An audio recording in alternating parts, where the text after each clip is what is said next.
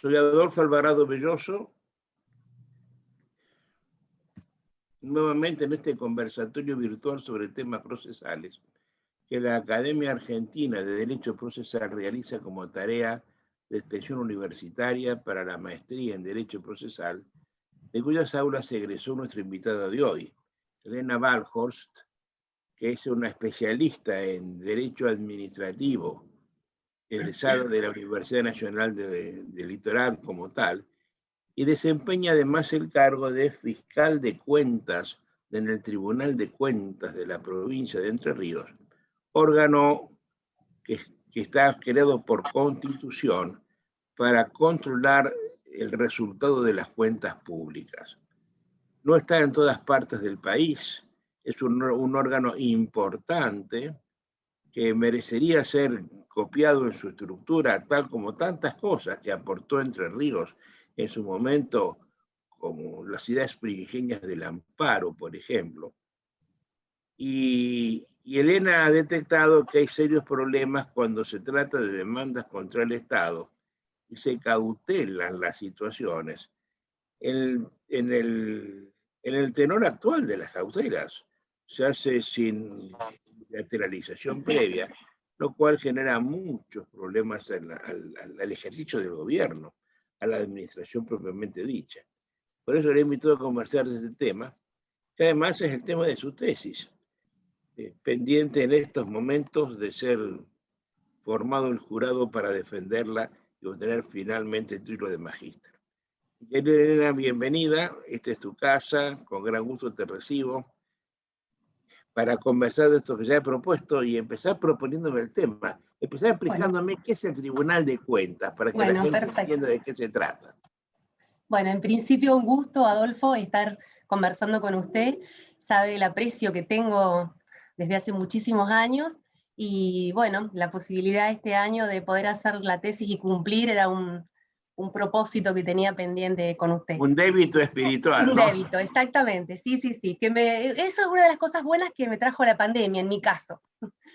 Bueno, le cuento que hace 8 años que yo estoy trabajando como fiscal de cuentas en el Tribunal de Cuentas de la provincia de Entre Ríos. Es un órgano autónomo de control que tiene como fin esencial el control de la inversión de todos los fondos públicos.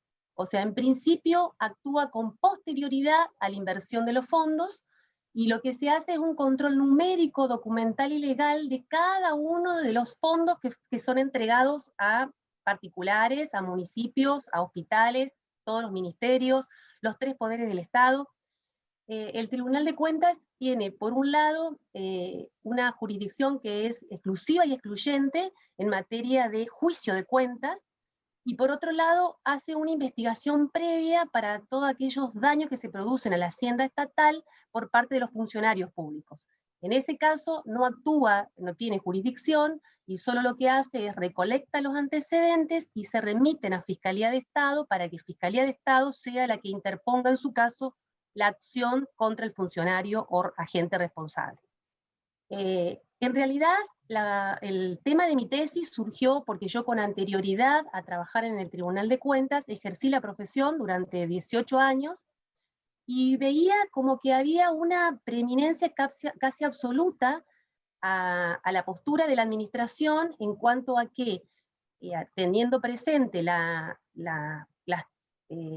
autotutela administrativa que le permite a la administración ejecutar todos sus actos administrativos por la presunción de ejecutoriedad y legitimidad que poseen, no le daba mucha posibilidad a los particulares que pudieran acceder a una medida cautelar.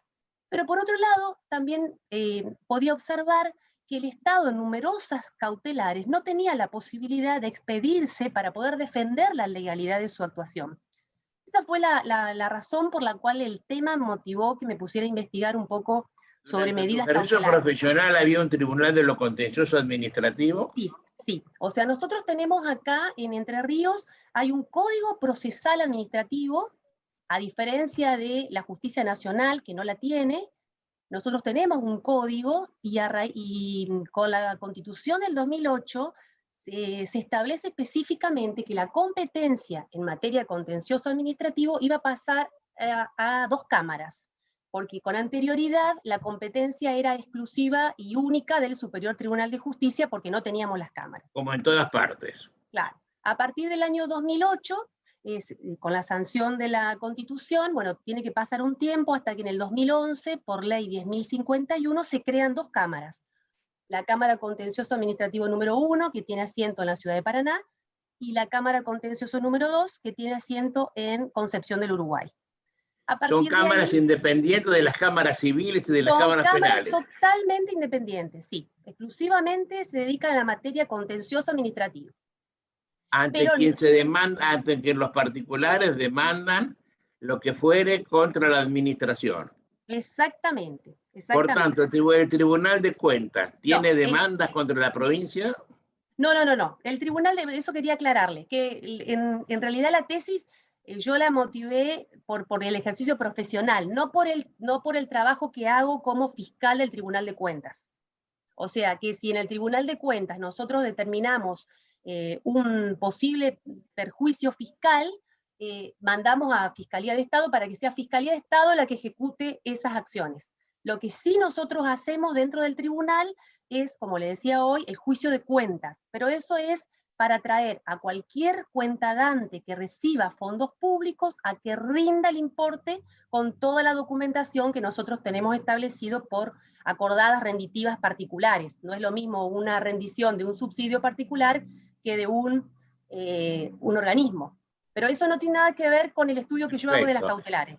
De nuevo, por tanto, ningún particular está legitimado para demandar a nadie ante el Tribunal de Cuentas. No. No es un tribunal de juicio. No. Perfecto. Bueno, ahora, ¿cuál es el problema de la cautelar, entonces? Bueno, entonces, en ese estudio que comienzo a hacer una investigación, primero teniendo en cuenta la legislación de otros países, y empecé a investigar si la cuestión procesal administrativa en otros países estaba regulada juntamente con la cuestión civil, o si tenían códigos procesales separados. Y a su vez, el tema que a mí me interesaba conocer era si se bilateralizaban o no estas medidas cautelares contra el Estado. Entonces, en ese sentido, por ejemplo, países como Francia, como España, como Colombia, Costa Rica, México, tienen separado los códigos procesal administrativo por un lado y civil por el otro, pero en todos esos países bilateralizan las cautelares contra el Estado. Por ejemplo, en el caso de Chile... Estamos hablando de antes de ser dictadas. Antes de ser dictadas, sí, antes de ser dictadas. Lo mismo pasa en Chile y en Brasil, pero con la diferencia que estos dos países tienen la competencia única, o sea, la materia civil y la materia administrativa las tratan conjuntamente en un código, sin perjuicio de lo cual en los dos países también se bilateraliza antes de dictarse la medida cautelar. Cuando vamos a nuestro país, antes de la sanción de la Ley de Medidas Cautelares, la 26.854, que fue dictada en el 24 de abril de 2013, no existía en nuestro país, en el orden nacional, una ley de medidas cautelares y se aplicaba supletoriamente el Código Procesal Administrativo. Con la sanción de esta ley está específicamente reglamentado ahora todo lo que son medidas cautelares contra el Estado con esa ley. Si vamos a la provincia de Entre Ríos, tenemos, como le decía anteriormente, el Código Procesal Administrativo, que regula expresamente en el capítulo 3 la suspensión de la ejecución de las decisiones administrativas, y en el capítulo 4 las medidas precautorias o cautelares. Tienen diferencias ambos institutos, porque si bien tanto el Superior Tribunal como las cámaras actuales han establecido que serían dos especies de un mismo género, que son medidas cautelares, tienen diferencias en la tramitación, porque, por un lado, la suspensión de la ejecución de decisiones administrativas del capítulo 3 procede previa, simultánea o posteriormente a la interposición de la demanda. Tiene que darse como requisito que la resolución impugnada aparezca verosímilmente nula, o en el caso de que pueda ser anulable, produzca un grave daño, pero tramita con traslado a la contraria, o sea, le corren traslado al Estado por 5 días para que el Estado se exprese sobre la medida que se está posicionando. En cambio, las medidas cautelares del capítulo 4, en las cuales se encuentran la inhibición general de bienes, el embargo preventivo, que esos dos no proceden contra el Estado, pero sí el aseguramiento de la prueba o cualquier otra medida cautelar, la cautelar genérica sería, en esos casos no se le corre traslado al Estado.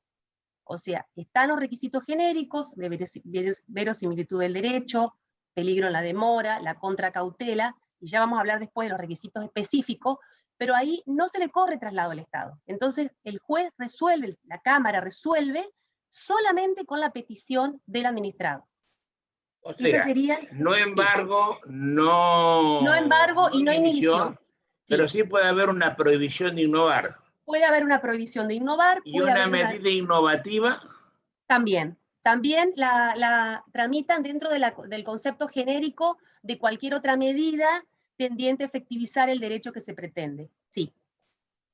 Pero en ese caso, eso es un exceso jurisprudencial, ¿no? sí, Porque sí, sí. la medida innovativa lo que hace es adelantar el resultado de una pretensión, no es Claro, cautelar. La claro. prohibición de innovar sí es cautelar, la otra no es cautelar. Por tanto, decretarla sin bilateralidad previa es un disparate. Estamos invadiendo una esfera de libertad gratuitamente. Exactamente. Bueno, esa es una de las cosas que planteo justamente en el desarrollo que hice en la tesis, ¿no? Eh, yo también le decía que tenían estas medidas cautelares contra el Estado, tienen requisitos específicos, que son dos. Por un lado, que no están previstos en la ley, en nuestro código de procedimientos, nuestro código procesal administrativo no lo establece expresamente, pero tanto el Superior Tribunal de Justicia, en un fallo de hace muchos años atrás, Mayer, que nosotros lo tenemos como un precedente jurisprudencial importante, como posteriormente en Galay de Pereira, y a su vez la Cámara Contencioso número 1 en autos CRIM contra Municipalidad de Paraná, en esos tres precedentes hablan de la necesaria valoración del interés público al momento de fallar. Entonces, mi pregunta y mi inquietud es, ¿qué interés público va el juez a fallar si no escucha a la administración, que es la que tiene a su vez la función administrativa de llevar adelante todos estos cometidos públicos? No la escucha, pero resuelve teniendo en cuenta ese requisito. Entonces, ese es un poco el desarrollo que hago en la tesis, hablando de, bueno, que es un concepto jurídico indeterminado, cómo debe integrarse, quién debe integrarlo y cuál es la función que tiene que tener el juez en esa medida cautelar. En cuanto al interés Contame, por público, favor, esto sí. en la ley nacional, ¿cómo funciona? Bueno, antes de la ley nacional, no existía, se regulaba por el Código de Procedimiento Nacional, que no, obviamente que no habla del interés público porque no es materia propia. Entonces, cuando se dicta esta nueva ley, obviamente que hay administrativistas que estaban a favor y otros estaban en contra. Por un lado, porque la ley expresamente prevé el traslado al Estado, justamente para que informe sobre el interés público en caso de acceder a esa medida cautelar. Usted recordará que lo hablamos en algún momento, el tema de las tarifas. ¿Se acuerda que en las tarifas de gas, por ejemplo, que antes de que llegara a la Corte, las instancias anteriores habían resuelto no solo paralizar los aumentos tarifarios, sino que habían dictado una nueva composición de cómo debía integrarse la tarifa, o sea, habían creado el derecho. No lo habían escuchado al Estado para que informe, y habían Para que se creado, entienda bien, todo esto lo hizo sí, un juez, ¿eh? El sí, juez sí, fue el sí, que generó cómo se sí, hacían las cuentas. sí, Qué sí, cosa de loco, ¿no? Qué activismo absurdo que tenemos. exactamente, exactamente. Bueno, entonces, eso es lo que yo veo acá y digo, a ver, si no le corremos traslado al Estado, ¿cómo el juez va a saber cuál es el interés público que la administración resolvió en un determinado caso? Hay Es veces que obvio. los actos de la administración, hay veces que son reglados y es mucho más fácil poder determinar si la administración actuó legítimamente o no.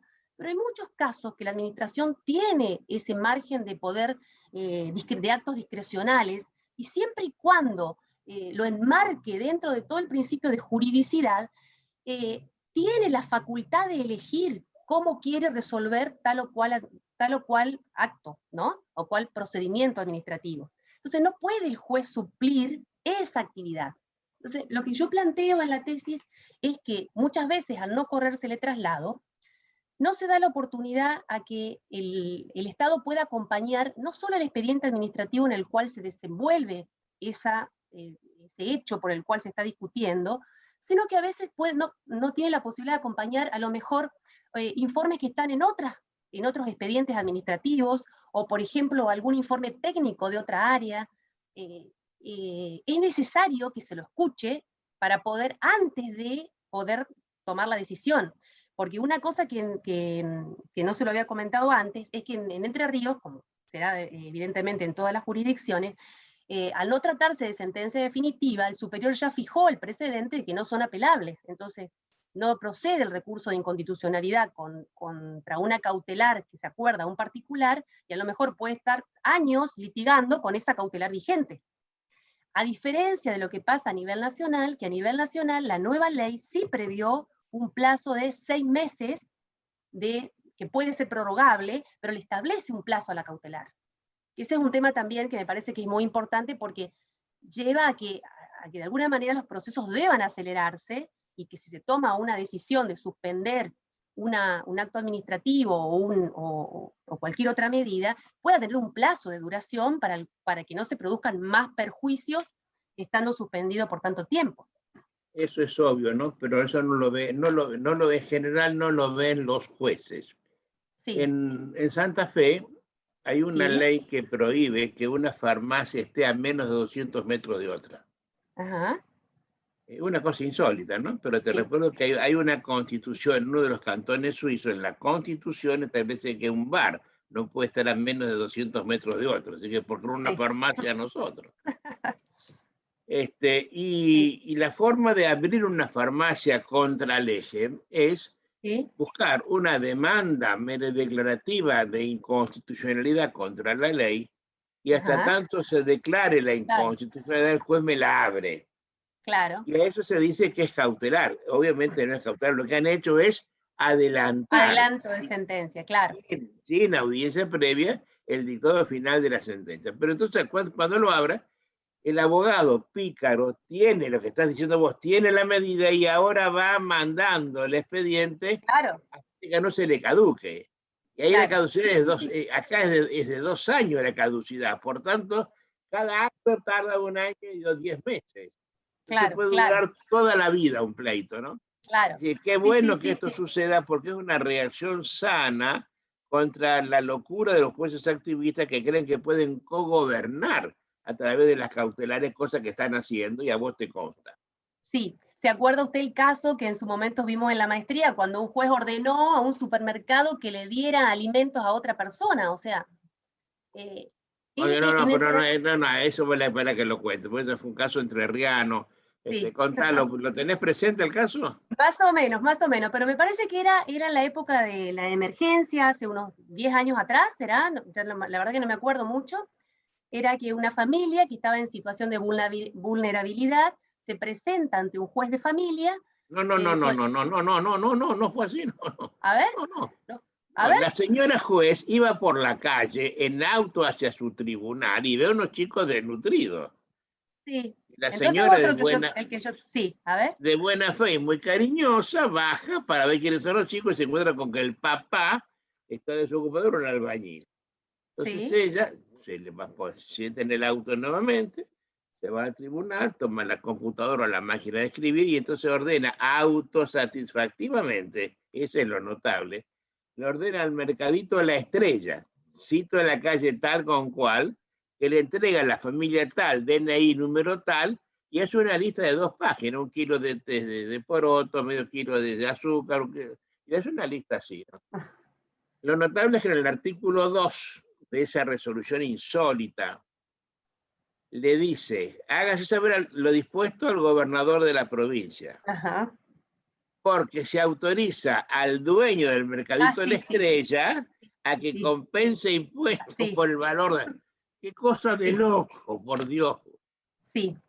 ¿Vos te acordás que eso fue aplaudido por el sabalaje procesal en el mundo? Sí, pero después con el tiempo, la verdad que en Entre Ríos hubo una concientización de eso, porque la verdad que yo siempre digo, que usted nos enseñaba algo que para mí fue clave. Siempre uno tiene que mirar los institutos desde los dos lados, o sea, si parado de un lado y parado del otro lado, como actor o como demandado, siente que el juez está siendo imparcial, imparcial e independiente. Sí, porque las autosatisfactivas pasa eso, si yo me paro acá cuando la necesito estoy bárbara, pero si yo estoy del otro lado y a mí me ingresan a mi casa cuando no estoy, es lo que siempre hablamos, ¿no? Entonces, en Entre Ríos el problema es que hay muchos jueces en este sentido que consideran aparte que es su deber hacer justicia, lo consideran así. Sí. Usted hablaba hace poco también de todos los protocolos de actuación que hay en la provincia, también ha pasado eso, tanto en la justicia civil como en la justicia laboral. Hay protocolos de actuación bajados a partir de lo que pasó a nivel nacional. No así en la justicia penal, que nosotros, si bien con algunas críticas de algunos abogados que ejercen la profesión, realmente los roles están bien definidos en la justicia penal. Lo mismo pasa ahora con la ley de jurados, que se sancionó el año pasado. Fíjese que claramente se establece que ni el juez, ni los jurados, que son todos legos en este caso, 12, pueden hacer preguntas al imputado, ni a los testigos, ni a nadie. ¿Vos te das cuenta que hay que legislar la obviedad en Entre Ríos? Sí. Pero eso pasa por lo que la influencia que tuvieron los docentes de la Universidad Nacional del Litoral, de donde vos sos egresada, fue terrible, porque los entrerrianos tomaron al pie de la letra todo eso, sí. ¿no? Sí, Esto es el procesal dado por jueces, así se dio siempre, ¿no? Sí, eso es así. La verdad es que yo hago una autocrítica, porque la verdad que usted me tuvo que convencer para ir a hacer su maestría, porque uno tenía tan arraigado esos conocimientos de la facultad que era como difícil. Y la verdad es que igual yo creo que ahora hay una juventud que está como mucho más abierta a discutir y a debatir lo que le dicen. O sea, en la facultad yo estoy viendo acá, sobre todo en la Facultad Católica acá de Paraná, donde mi sobrino está estudiando la carrera de abogacía, tiene algunos profesores que están con esta otra corriente, si bien son minoritarios, es verdad, hay que decirlo, pero están con esta otra corriente de entender que la violación de la división de poderes es palmaria. Y así como se le prohíbe a los jueces... Te voy a contar una cosa, Elena, mi querida. Vos sabés que cuando la Facultad Católica de Paraná, es una pontificia, la Pontificia Universidad Católica de Paraná, su primer decano de Derecho fue un profesor de Derecho de Familia, amigo, que me encargó la cátedra de procesal en el año que por primera vez se abrió. Entonces yo tuve a mi cargo los 2 primeros cursos de procesal durante los 2 primeros años de función de la materia en Paraná. Yo todavía recuerdo nombres de abogados viejos que fueron de las primeras 2 camadas. Cuando el decano cambia y llega el nuevo, se enteró de la posición constitucionalmente libertaria mía y me echó. No sabía eso. Quiero que sepas que yo tengo a gloria haber sido echado como docente porque me hicieron una censura de mis ideas docentes. Cuando se habla en Entre Ríos de la libertad de cátedra, están mintiendo. Yo soy una muestra cabal de que gente mentirosa. Además, han seguido lo mejor del nazismo, ¿no es cierto? Sí, el tema es que no se pueda discutir, eso es lo que yo a veces en Entre Ríos veo que están como muy cerrados a discutir. Pero ya no ni discutir, es no enseñar, no mostrar que hay otra idea. Claro. Sí, es lo que hemos hablado reiteradamente. Yo creo que en Entre Ríos la puesta en funcionamiento del Código Procesal Penal, donde se ven tan claros los roles del fiscal y de los jueces de garantía y de juicio y todo lo demás, me parece que eso está abriendo a los abogados también a darse cuenta que la verdad es que necesitan de un juez que es imparcial y que realmente no se ponga de ningún lado, pero que lleve adelante con todas las garantías procesales el proceso y que sean las partes las que en un pie de igualdad debatan las pretensiones. Ojalá que eso se pueda trasladar a los distintos códigos de procedimiento. El código de procesal administrativo es del año 83, o sea que si bien las cámaras son nuevas, pero el código sigue siendo un código viejo. Entonces, Con y las eso ideas pasa, propias de la época, ¿no es cierto? claro, claro. Lo mismo Son pasa, casi a ver, 40 años de esto. claro, claro. Lo mismo pasa en el Tribunal de Cuentas desde otro lugar, porque nosotros también como fiscales tenemos que pasar todas las peticiones que hagamos por el vocal, cuando en realidad lo que estamos tratando ahora es de ver si se puede, es una ley que también tiene muchos años, que está totalmente desactualizada, y que la idea que tenemos ahora, con varios fiscales nuevos, justamente es ver si se puede rever esto, porque el fiscal tiene que tener su propio cuerpo de auditores y trabajar independientemente, y después cuando se llega al juicio de cuenta, ahí el vocal dirá, comparto o no comparto, y dictará sentencia, pero no puede estar, porque si no es como que va regulando, lo que yo pido lo va regulando, esto sí y esto no, pasa lo mismo, ¿eh? Así Entonces, es, claro. la verdad es que yo estoy muy interesada en trabajar en esa reforma porque hay posibilidades de trabajar en una ley nueva que me parece que sería totalmente única en el país, porque no, estas ideas no las he escuchado en otros tribunales de cuenta, en ningún congreso que he ido, así que me parece que sería interesante poder discutirlo como para también ahí... Ahora, vas a remar el dulce de leche con eso, y además contra la corriente, porque Entre Ríos es reacia a toda modificación Sí, legislativa. sí, sí, es A vos cierto te eso. consta que a mí me han contratado para hacer un Sí, código, sí, me pagaron y no me sí, sí, sí, recibieron el trabajo, pero sí, no me sí, lo sí, recibieron sí, sí, porque sí, no, hacía lo que las entiendo. cosas funcionaran distinto. Sí, sí, lo entiendo, pero yo no me resisto. Usted me ha enseñado que no hay que, no hay que renunciar, y la verdad es que es tan claro hoy el deterioro, de lo que siempre hablamos, es tan claro el deterioro hoy de la justicia y la falta de respeto que la gente tiene en la justicia, que no se puede seguir pensando que vamos a resolver los problemas de la gente por el mismo camino. Y el camino no está en reformar los códigos, ni los protocolos, ni con las acordadas, sino lo que siempre hablamos, reformar el sistema de enjuiciamiento.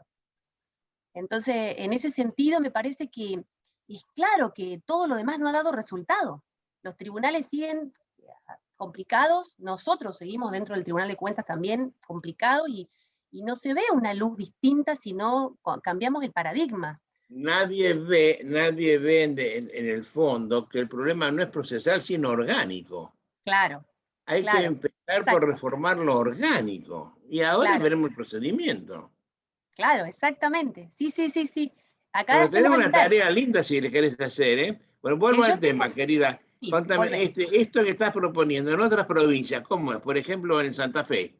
Bueno, en Santa Fe hay dos provincias nada más que en todo el país que tienen el traslado previo: Tierra del Fuego y Santa Fe. En todo el resto de las provincias tampoco se bilateralizan las cautelares.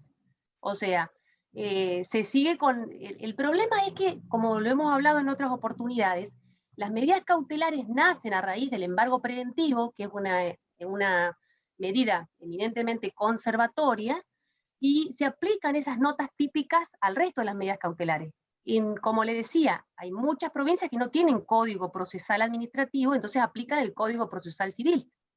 Entonces, en Entre Ríos tenemos esa ventaja de que tenemos un código procesal civil, pero lo que yo busco es la modificación legislativa, que en cualquiera de las medidas que se interpongan contra el Estado, sean la de la suspensión de la ejecución de las decisiones administrativas, que hoy sí se bilateraliza, sino todas las otras, siempre se corra traslado. Porque, ¿qué es lo que pasa?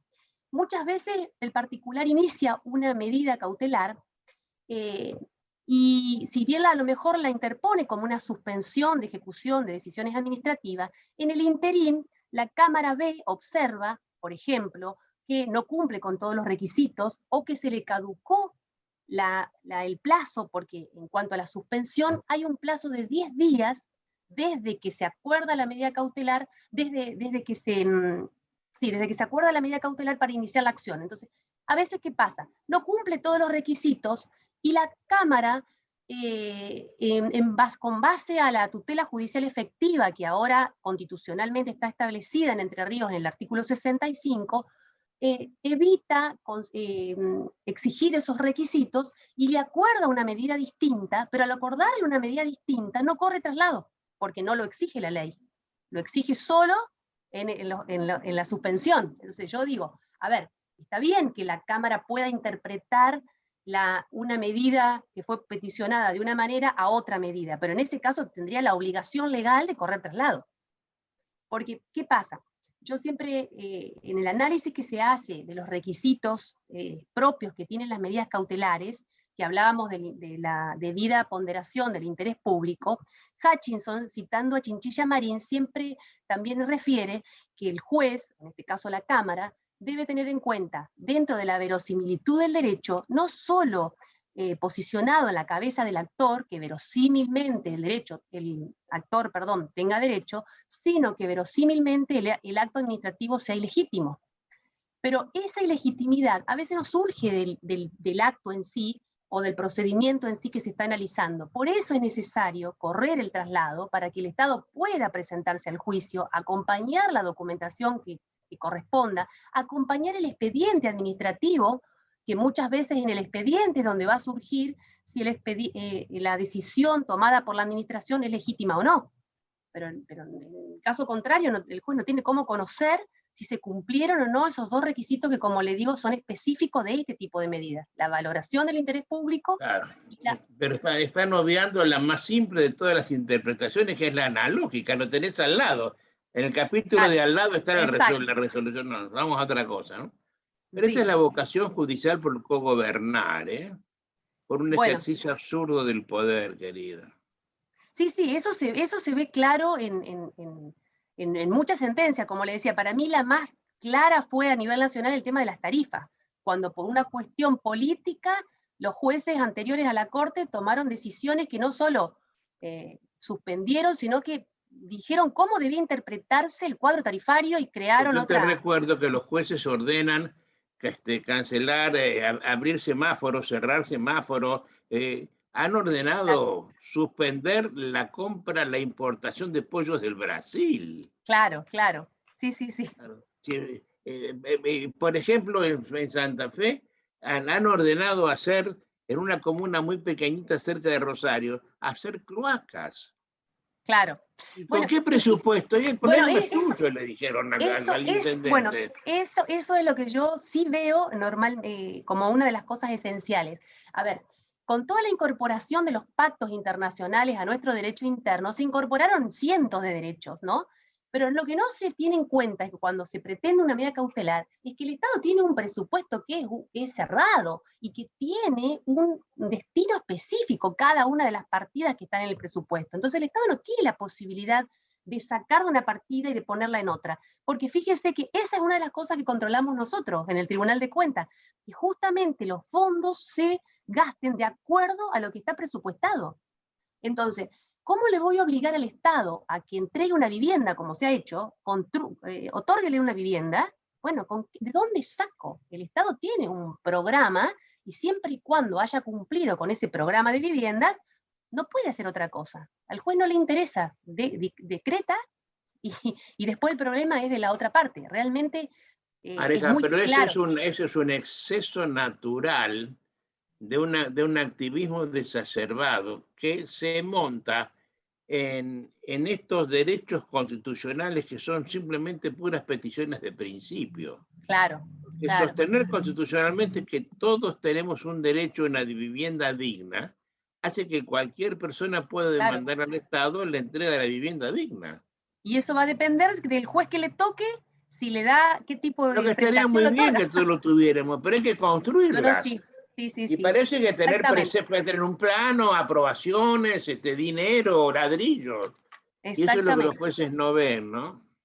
No, pero además en ese sentido lo obligan al Estado, lo obligan a efectuar una actuación ilegítima, porque van a tener que apropiarse de un dinero que no estaba destinado a eso para poder cumplir con esa manda judicial.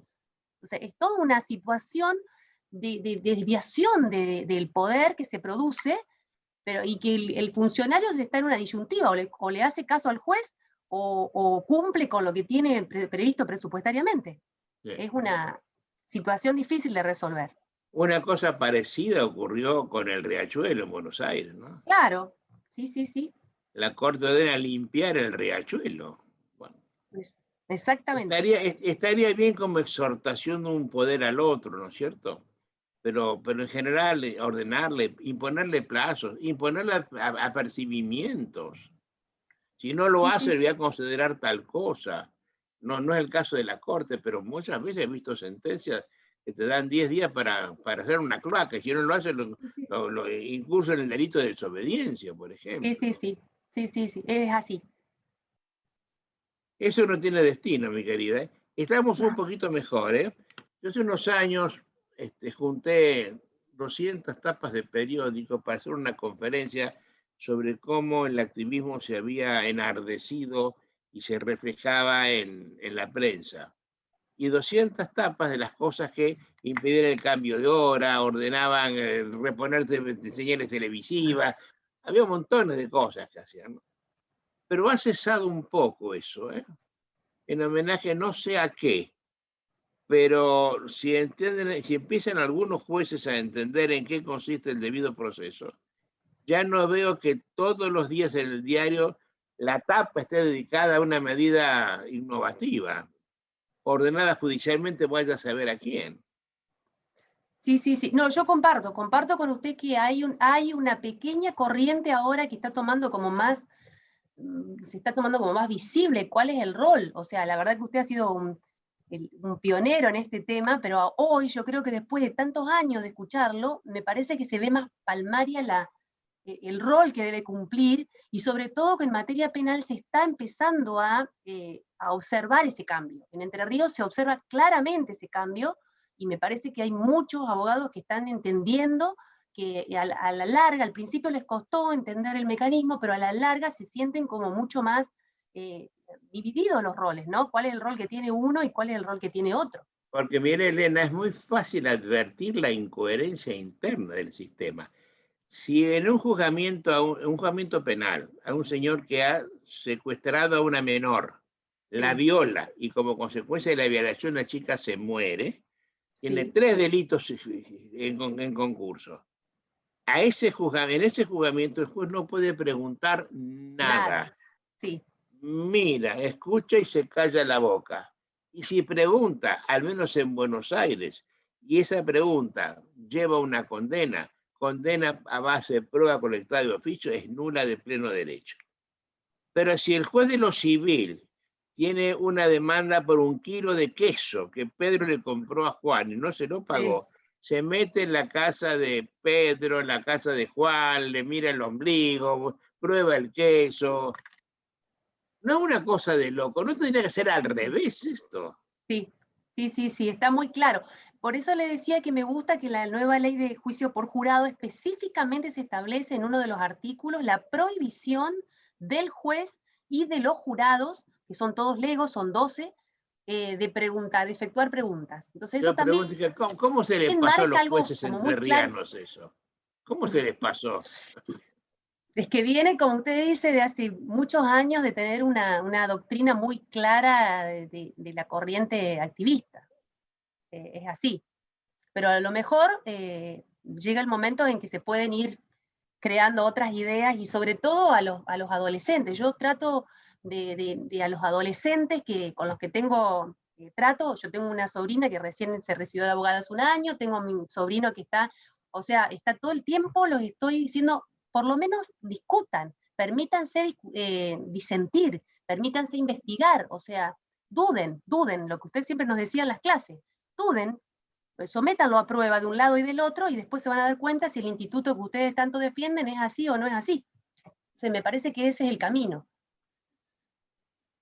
Elena, me entretuvo mucho esta conversación, ¿eh? Te veo sólida, sabedora del tema, y además está como para imponerlo. Esta charla sirve para que la gente despierte inquietudes. Yo no sé si esto se resulta convictivo para alguien, pero hará reflexionar a mucha gente una Sí, charlita como sí. esta, ¿no? Sí, sí, yo creo que sí. a mí me gusta mucho esto de decir, bueno, a ver, esto no funciona, vamos a tener que, el sistema tiene que cambiar. No va a cambiar, como usted decía recién, con simples cambios de normas o acordadas o decretos, leyes, sino con un cambio del sistema. Pero primero tenemos que cambiar el paradigma que tenemos nosotros como abogados y cada uno en el Cambio de rol que tiene. mentalidad previo. Exactamente. Y eso no Sí, se sí. hace sin un curso anterior, ¿no es cierto? Sí, sí, es verdad eso.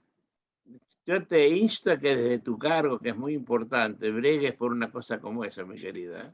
Sí, yo tengo muchas esperanzas porque en el tribunal ahora asumieron nuevas autoridades, o sea, se hizo por primera vez un concurso público, se eligió el presidente, un vocal y 3 fiscales nuevos, todo gente muy joven que tiene muchas ganas de avanzar, así que tengo toda la intención de proponerme. Yo hacía capacitaciones en su momento a algunos cuentadantes, sobre todo a los más humildes, pero también me gusta mucho estar en todo el tema de investigación en distintos tribunales de cuenta, y la verdad que es un tema que me gustaría investigar, porque como le decía, la ley es una ley de muchos años atrás que necesita ser cambiada, y a lo mejor es la oportunidad para que podamos instaurar este tipo de diferencias en los roles, ¿no? El fiscal, los vocales por otro lado, y que cada uno pueda ejercer plenamente sus roles. Lo suyo.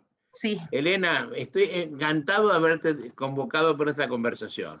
Ay, bueno, Te muchas agradezco. gracias.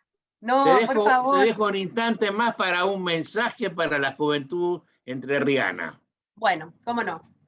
Bueno, la verdad es que yo cuando decidí hacer la maestría con el doctor Adolfo, estaba como bastante desilusionada del derecho. Me sentía como que el derecho ya no me apasionaba.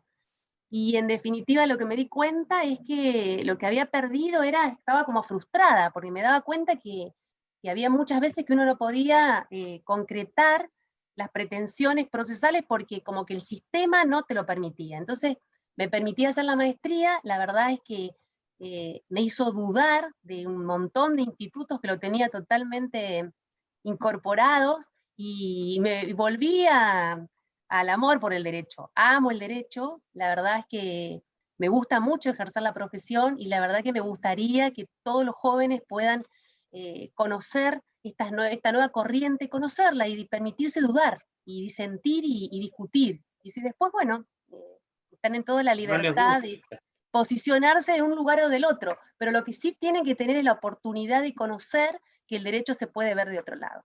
Ese sería mi mensaje. Querida, gracias por todo. Hasta pronto No, y por hasta favor. siempre. Un Chao, beso Elena. grande, Adolfo. Chau, Gracias, chau, querida. adiós. Gracias. Gracias, adiós.